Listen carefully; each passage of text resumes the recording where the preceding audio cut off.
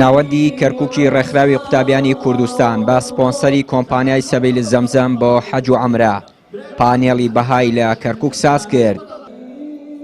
بەرپرسی ناوەندی کەرکووکی ڕێکخراوی قوتابیانی کوردستان ڕایگەیاند ئامانج لە سازدانی ئەم پانێڵە هاندانی گەنجانە بۆ گەڕانەوە بۆ بەها باڵەکانی ئیسلام و مسلمانان و خزمەتکردنی چین و توێژەکانی شارەکەیە.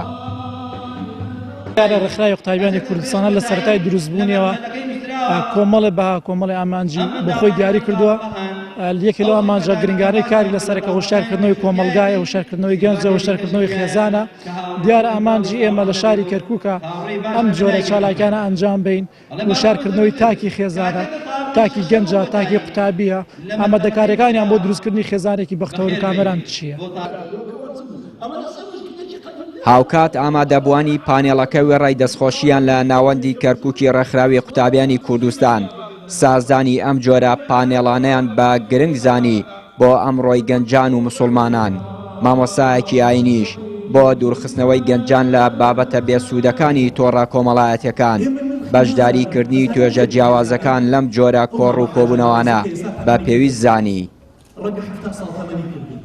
بەڕاستی ئەم جۆرە پانێڵانە زۆر زەرورە، بە تایبەتی بۆ ئەم سەردەما کە ئێستاکە گەنج سەرقاڵی سۆشیال میدیا و ئەنتەرنێت و کۆمەڵێشتە هەندێشت لەبیر کراوە. یعنی مامۆستایانی ئاینی توێژەرانی دەرونی بەڕاستی زۆر زەرورە لەم سات و وەختەیە لە سەرجیلی گەنج کار بکرێ.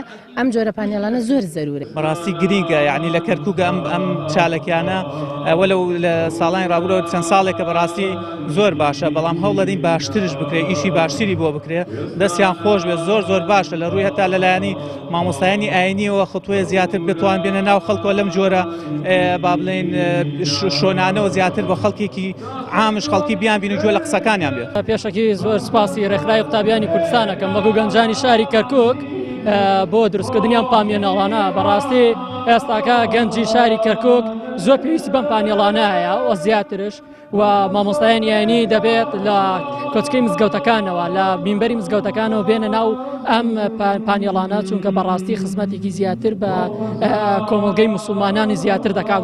بسم الله الحەمدولله. ئەم جۆرە کۆبوونەوانە زۆر زەرورە، بە تایبەت لە ئێستاە گەنج سەرقاڵ کراوە بە شتی زۆر هیچ و پوچەوە، بەشتی زۆر لاوەکەوە. گەنج زۆر لەوە گەورەترە ئاوا ببێتە مەخسەری سۆسیال میدیا و تیکتۆک و تۆڕە کۆمەڵایەتیەکان، ئاوا سەرقاڵ بکرێت، یعنی ماهیەتی خۆی لە دەست بات، نەزانێ مانای ژیان یعنی چی. بەڵام لەم جۆرە شوێنانەیە ئەبینی کۆمەڵێ مامۆسا و خەمخۆردیان قسە بۆ گەنجەکەن و کۆیانەکەنەوە لەسەر مائیدەی قورئان و سونەت ئیسفادەی زۆری هەیە. یعنی گەرم گەنجە خۆشی بەدادەچوونی حەق نەکات، لێرە حەقە بیستێت. زەرورە، زۆر زەرورە.